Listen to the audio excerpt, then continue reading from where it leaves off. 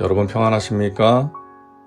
오늘도 말씀과 함께 주님의 은혜 가운데 거하시기 바랍니다. 오늘 말씀은 예레미야 40장입니다. 주전 586년에 바벨론 군대에 의해서 예루살렘은 함락되었습니다. 오늘 본문 예레미야 40장부터 45장 초반부까지는 예루살렘이 함락된 이후에 있었던 일들에 대해서 기록하고 있습니다. 사령관 느부사라단이 예루살렘과 유다의 포로를 바벨론으로 옮기는 중에 예레미야도 잡혀 사슬로 결박되어 가다가 라마에서 풀려난 후에 말씀이 야훼께로부터 예레미야에게 임하니라. 바벨론의 사령관인 느부사라단은 예루살렘과 유다의 포로들을 결박해서 바벨론으로 끌고 갑니다.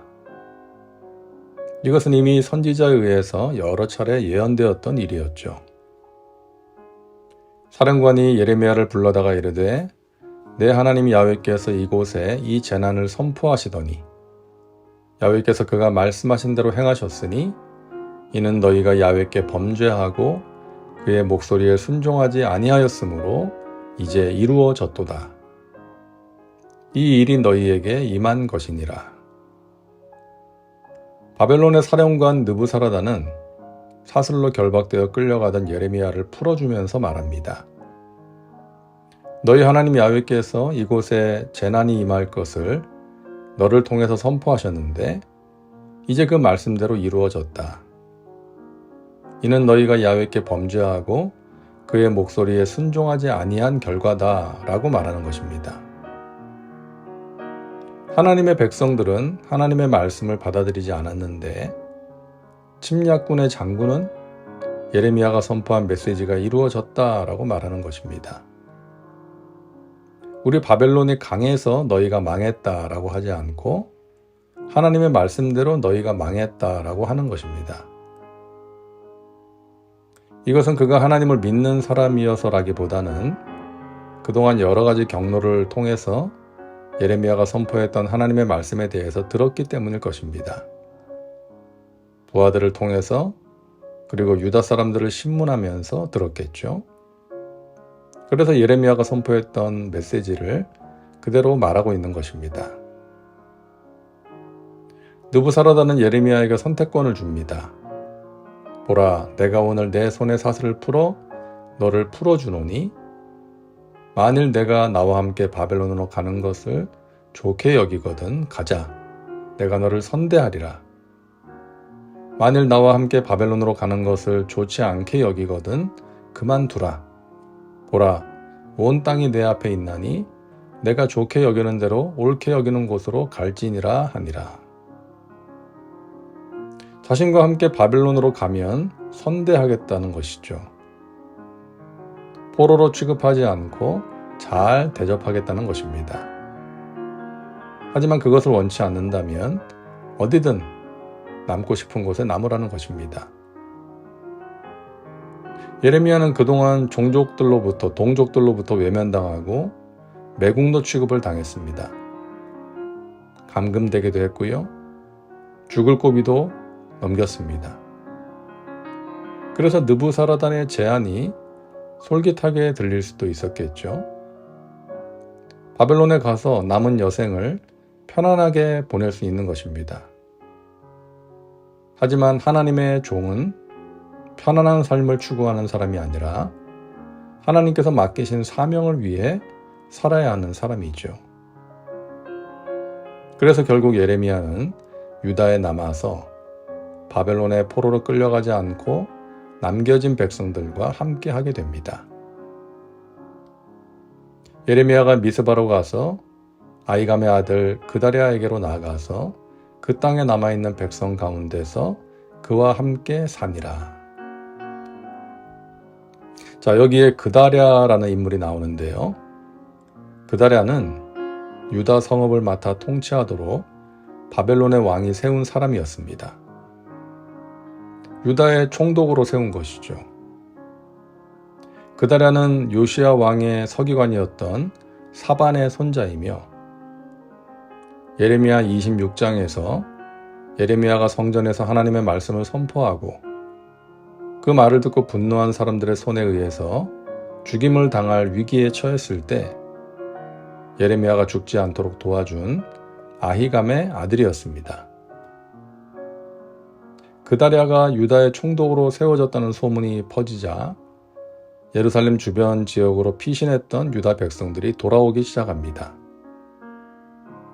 모압과 암몬 자손 중과 에돔과 모든 지방에 있는 유다 사람도 바벨론의 왕이 유다에 사람을 남겨둔 것과 사반의 손자 아히감의 아들 그다랴를 그들을 위하여 세웠다 함을 듣고 그 모든 유다 사람이 쫓겨났던 각 처에서 돌아와 유다 땅 미스바에 사는 그다랴에게 이르러 포도주와 여름 과일을 심히 많이 모으니라. 그다랴는 사람들의 존경을 받는 인물이었던 것 같습니다. 그래서 그가 유다의 총독이 되자 여러 지역으로 흩어졌던 사람들이 돌아와서 정착하게 됩니다. 그들 가운데에는 예루살렘이 멸망할 때 도망쳐서 숨어 있었던 군대 지휘관들도 있었습니다. 어느 날 그들 중 한 사람인 가레야의 아들 요하난이 그다랴 총독을 찾아와서 말합니다. 가레야의 아들 요하난과 들에 있던 모든 군 지휘관들이 미스바에 사는 그다랴에게 이르러 그에게 이르되 암몬 자손의 왕 바알리스가 내 생명을 빼앗으려 하여 느다냐의 아들 이스마엘을 보낸 줄 내가 아느냐 하되 아히감의 아들 그다랴가 믿지 아니한지라. 그들은 느다냐의 아들 이스마엘이 암몬 왕 바알리스가 그다랴를 죽이려고 보낸 사람이라는 정보를 입수하고 그다랴에게 그 사실을 알려준 것입니다. 뿐만 아니라 그다랴를 죽이려고 하는 이스마엘을 자신들이 죽이겠다고 합니다. 그러지 않아서 만약에 그다랴가 죽게 되면 유다의 남은 자들이 또다시 큰 혼란에 빠질 수 있기 때문이었죠. 하지만 그다랴는 그 말을 믿지 않았습니다. 그다랴가 사람이 너무 좋아서 남을 지나치게 신뢰한 것일까요? 아니면 사람이 어수룩해서 판단을 잘못한 것일까요? 아니면 그런 루머들이 너무 많아서 아예 귀담아 듣지 않은 것일까요? 아니면 어떻게 해서든지 분란을 막고 국민 대통합을 이루어내야 한다는 사명감에 불타서 자신을 향한 위험에 눈을 감은 것일까요?